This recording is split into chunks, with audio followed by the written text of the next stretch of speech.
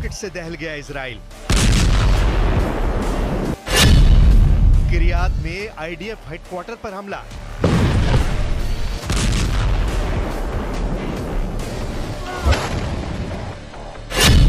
नसरल्ला के कत्यूशा ने मचाया कोहराम।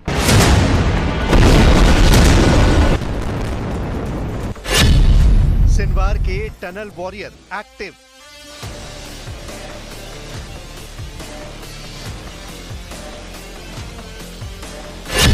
सिनवार ने दिखाया नरक शाप।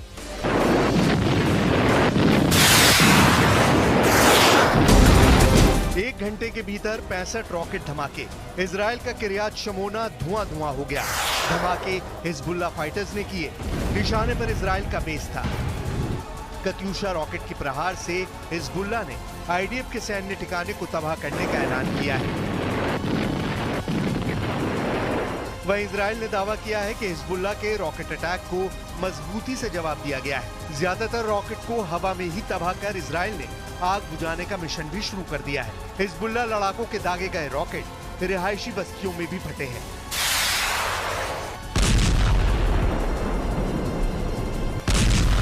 हालांकि किसी भी तरह के जानी या माली नुकसान की खबर अभी तक नहीं आई है, मगर इजराइल का क्रोध लेबनान फ्रंट की जगह गजा में दिखने लगा है।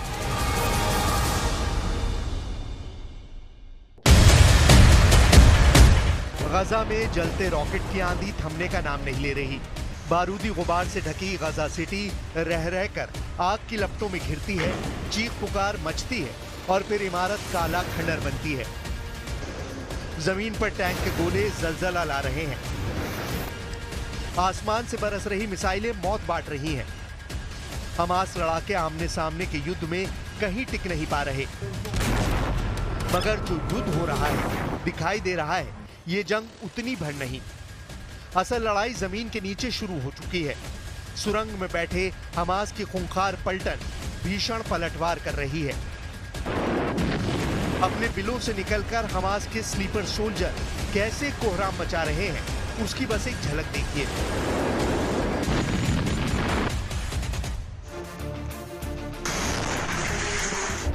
सुरंग से दबे पांव निकलते हैं हमास के बम स्क्वाड। इजराइल की फोर्स को करीब जाकर दहलाते हैं सिनवार के आत्मघाती हमलावर।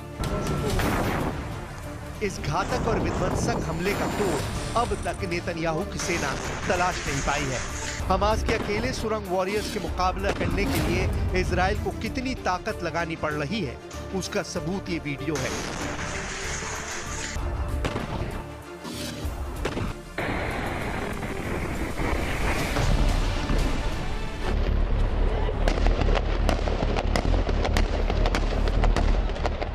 इजराइल फोर्स से घिरा हमास का लड़ाका पत्थरों से बनी इमारत में शरण लेकर बैठा था। उसे घेरने के लिए 1 दर्जन से ज्यादा आईडीएफ सोल्जर्स ने फायरिंग की। वेस्ट बैंक के हेब्रोन में ये भिड़ंत कैमरे में कैप्चर हो रही थी। कई घंटों तक चले शूटआउट में आखिरकार आईडीएफ कामयाब रही, लेकिन एक अकेले हमास के लड़ाके ने दर्जनों जवानों को जोरदार टक्कर दी।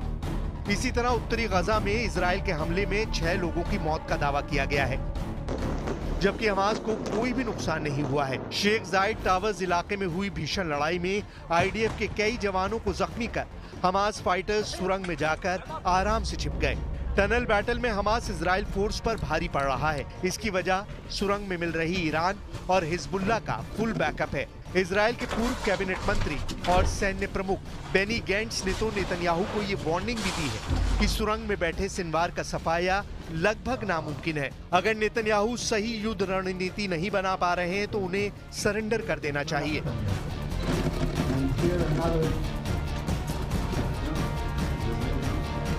אם נתניהו לא מבין שאחרי 7 באוקטובר הכל השתנה, אם יש לו ספק שסינואר יחוסל, שנגיע לאן שצריך תמיד, אם הוא לא מספיק חזק לעמוד בלחץ הבינלאומי, שיניח את המפתחות וילך הביתה। हमास चीफ सिनवार बीते 10 माह से सुरंग में छिपा बैठा है। सिनवार अमेरिका और इजराइल दोनों को चकमा दे रहा है। आखिर सिनवार का सर्च ऑपरेशन इतना लंबा क्यों खिंचता जा रहा है? क्या है अंडरग्राउंड गजा की हकीकत? इजरायली हमलों से बचने के लिए हमास ने पूरे गजा शहर में सुरंगों का ऐसा जाल बिछाया है कि दुश्मन उनका ज्यादा कुछ बिगाड़ नहीं पाते हैं। हमास के इस नेटवर्क को गाजा मेट्रो या अंडरग्राउंड गाजा भी कहा जाता है। एक वक्त इजरायली एक्सपर्ट्स ने यह अनुमान लगाया था कि पूरे गाजा में सतह से 15 फीट से लेकर 200 फीट नीचे तक करीब 300 मील लंबी सुरंगें हैं। हालांकि आंकलन उस वक्त गलत निकला जब आईडीएफ ने 1500 से ज्यादा टनल शैफ्ट को खोज निकाला। हमास के इसी अंधेरी दुनिया में इजराइल के नागरिकों को बंधक बनाकर रखा गया है। एक एक कर हमास लड़ाके बंधकों को मारते जा रहे हैं, जिससे इजराइल में भारी बखेड़ा मचा हुआ है। हाल ही में 6 बंधकों की मौत के बाद से प्राइम मिनिस्टर नेतन्याहू की मुश्किलें बढ़ गई हैं। देश भर में जारी विरोध प्रदर्शन से नेतन्याहू जहां बैकफुट पर है, वहीं सिनवार अपनी सुरंग से निकलकर नए हमले की प्लानिंग कर रहा है। सिनवार ने सभी सुरंगों के दरवाजों को धमाके का ट्रिगर बना दिया है।